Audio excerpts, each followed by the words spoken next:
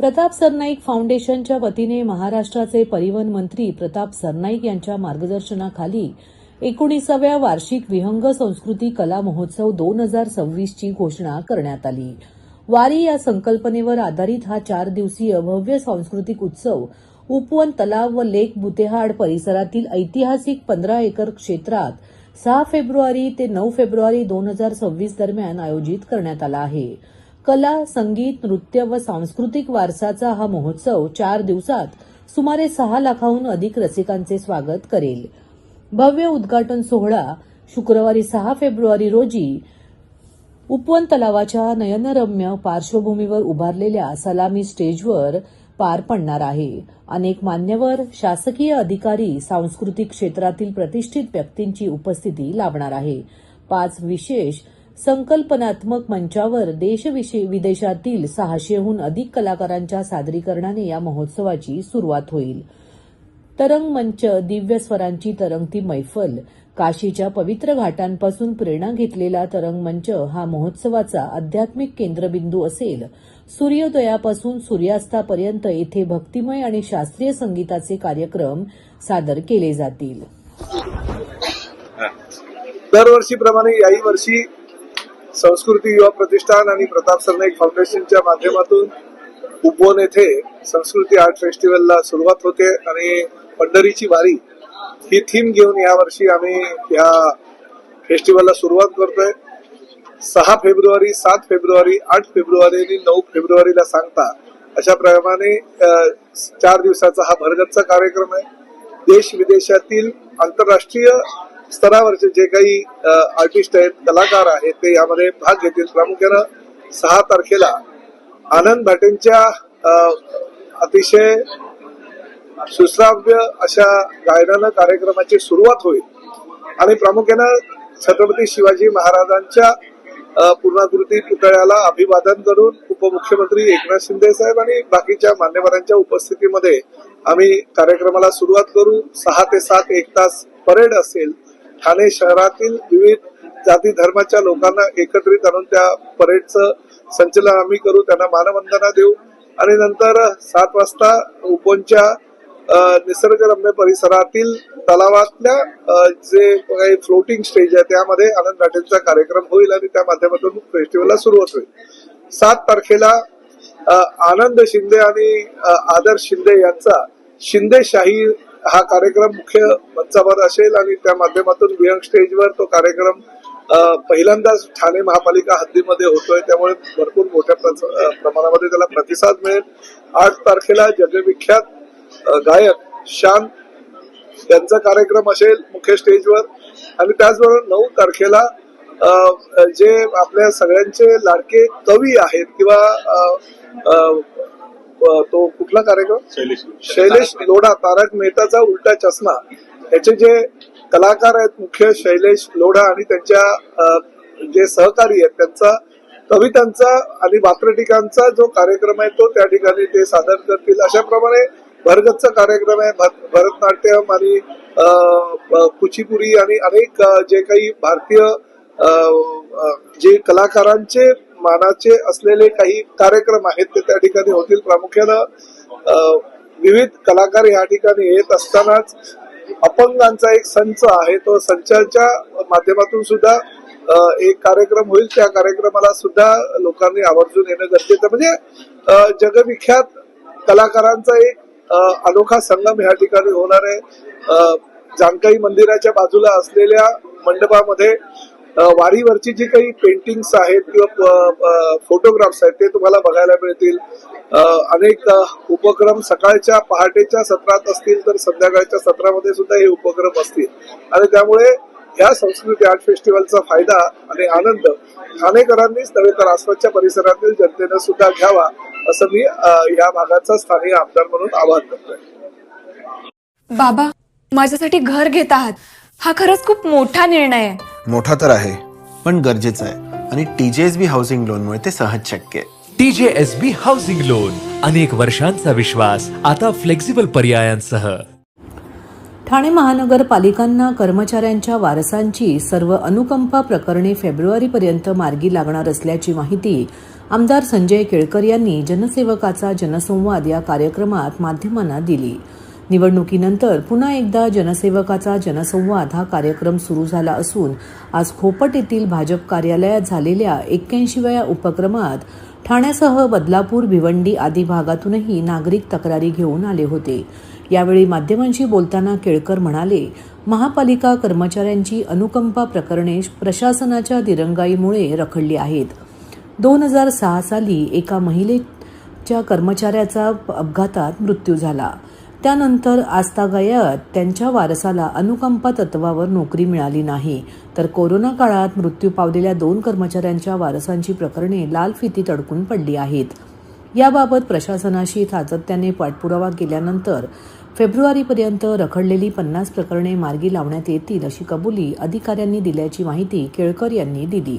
यावेळी आपला दवाखानामधील डॉक्टर कर्मचारी यांनी रखडलेले 3 महिन्यांचे वेतन मिळाल्याबाबत आमदार संजय केळकर यांचे आभार मानले. तसेच बेरोजगार झालेल्या या कर्मचाऱ्यांचा प्रश्नही सोडवण्यात केळकर यांचा पुढाकार असल्याबाबत कृतज्ञता व्यक्त केली. गेल्या अनेक उपक्रमात आर्थिक फसवणुकीच्या अनेक तक्रारी आल्या. आजच्या उपक्रमातही पाणी टंचाई, प्रशासकीय समस्या यांसह बिल्डरकडून आर्थिक फसवणुकीच्या तक्रारी प्राप्त झाल्या. अशा प्रकरणाबाबत सातत्याने संबंधितांशी संवाद साधून कधी कायद्याचा बडगा दाखवून नागरिकांना दिलासा देण्याचे काम केले आहे. भविष्यात घोडबंदरमधील सेवा रस्ता मुख्य रस्त्यात विलीन करण्याचे काम सुरू असून त्याला स्थानिक नागरिकांचा विरोध आहे. याबाबत आम्ही पुढील काळात आंदोलन हाती घेणार असल्याचे आमदार संजय केळकर यांनी सांगितले. यावेळी नवनिर्वाचित नगरसेवक सीताराम राणे, सुरेश कांबळे, नगरसेविका उषा वाघ व अनिता यादव तसेच सचिन पाटील, राजेश गाडे, किशोर सोनगडा आदी उपस्थित होते. नाही, त्वरित आम्ही हा सोमवार आणि शुक्रवार सुरू केला. म्हणजे शनिवारी सगळं संपलं आणि सोमवारपासून मागचा हा जनसंवाद उपक्रम सुरू केलाय.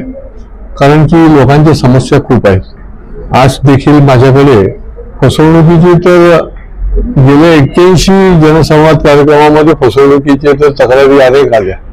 त्याच्यातल्या जवळजवळ 75% आम्ही सोडवल्या. संबंधित लोकांशी चांगल्या शब्दामध्ये बोलून निर्णया प्रकारे कायद्याचा भाग राखून त्या सुटल्या.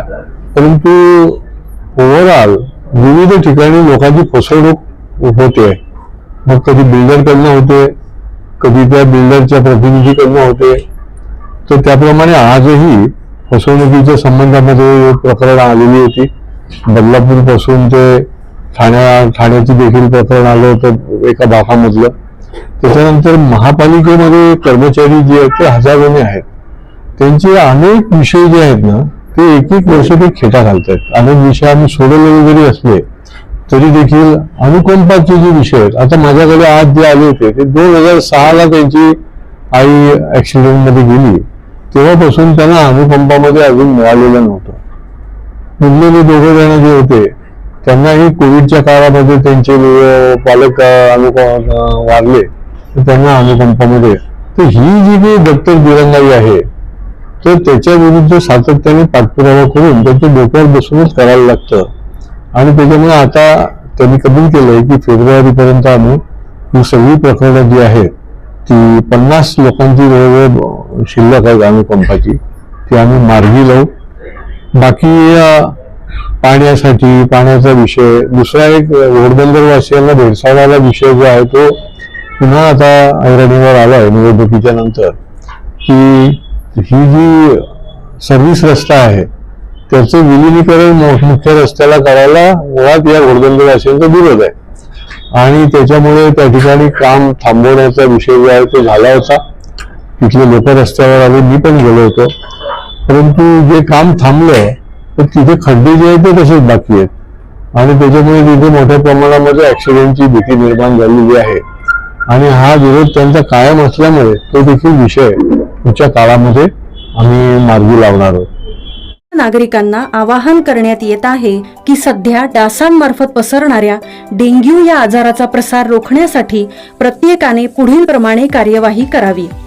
डेंग्यू आजार एडिस इजिप्ती हा डास चावल्याने होतो. या डासांची पैदास साचलेल्या किंवा साचवलेल्या स्वच्छ पाण्यामध्ये होते. 8 दिवसांपेक्षा जास्त दिवस पाणी उघडे व साचून राहिल्यास त्यात डास अंडी घालतात.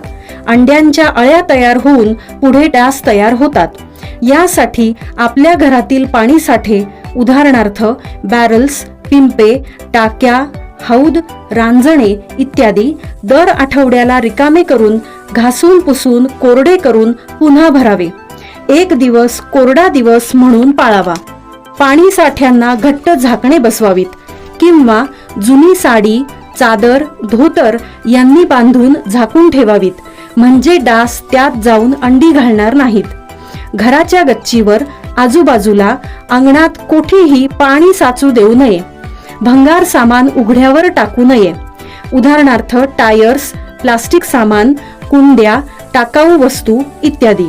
अशा सामानात पावसाचे पाणी साठून त्यात डेंग्यूच्या डासांची पैदास होते. घरातील कूलर्स, फ्रीजच्या पाठीमागील ट्रे हे देखील वेळोवेळी कोरडे करावेत. लक्षात ठेवा, नुसत्या फवारणीने डास घनता कमी होत नाही, तर त्यासाठी डास पैदास ठिकाणे नष्ट करणे ही आपल्या सर्वांची जबाबदारी आहे. कोणताही ताप अंगावर न काढता जवळच्या शासकीय रुग्णालयात मोफत औषधोपचार घ्या. अशा प्रकारे नागरिकांनी सहकार्य केल्यास डेंग्यूचा प्रसार रोखणे सहज शक्य आहे. मराठी अस्मिता, हिंदुत्व आणि अन्यायाविरुद्ध निर्भीडपणे उभं राहण्याची प्रेरणा देणारे हिंदू हृदय सम्राट, शिवसेना प्रमुख वंदनीय बाळासाहेब ठाकरे यांच्या 100व्या जयंतीनिमित्त काल ठाण्यात बाळासाहेब ठाकरे यांच्या प्रतिमेचे मनोभावे पूजन करून विनम्र अभिवादन करण्यात आले. तसेच ठाणे महानगरपालिका सार्वत्रिक निवडणुकीत शिवसेनेला मिळालेला विजय त्यांना समर्पित करून त्यांच्या स्वप्नातील सक्षम, विकसित आणि लोकाभिमुख ठाणे घडवण्यासाठी शिवसेना सदैव कटिबद्ध राहील असा निर्धार यावेळी सर्व शिवसैनिकांनी केला. यावेळी खासदार व जिल्हाप्रमुख नरेश मस्के, माजी आमदार रवींद्र फाटक, शिवसेना सचिव व नगरसेवक राम रेपाळे, महिला आघाडी जिल्हा संघटक माजी महापौर मीनाक्षी शिंदे, शिवसेना ठाणे शहर विधानसभा क्षेत्र प्रमुख हेमंत पवार, ज्येष्ठ शिवसैनिक विलास जोशी, माजी उपमहापौर व नगरसेवक रमाकांत मडवी, माजी उपमहापौर राजेंद्र साप्ते, शिवसेना गटनेते व नगरसेवक पवन कदम, नगरसेवक राजेंद्र फाटक, सुधीर कोकाटे, गणेश कांबळे, लोकसभा सचिव बाळा गवस, ठाणे शहर विधानसभा समन्वयक प्रकाश पायरे, राजेश तावडे व ठाण्यातील शिवसेनेचे सर्व पदाधिकारी, नगरसेवक आणि शिवसैनिक उपस्थित होते. तसेच सदर कार्यक्रमानंतर खासदार नरेश मस्के यांनी पत्रकारांशी संवाद साधला. हिंदू हृदय सम्राट, शिवसेना प्रमुख माननीय बाळासाहेब ठाकरे यांचे हे जन्मशताब्दी वर्ष आहे आणि ठाणे जिल्ह्यातर्फे शिवसेनेतर्फे विविध कार्यक्रमांचं आयोजन या वर्षभरामध्ये केलेलं आहे. अनेक विविध सामाजिक उपक्रम आहेत, सांस्कृतिक उपक्रम आहेत आणि बाळासाहेबांचं जे भूमिका आहे, बाळासाहेबांचं चरित्र आहे आणि बाळासाहेबांनी केलेलं काम येणाऱ्या नव्या पिढीपर्यंत पोहोचावं या दृष्टीने कार्यक्रमाचं आयोजन केलेलं आहे.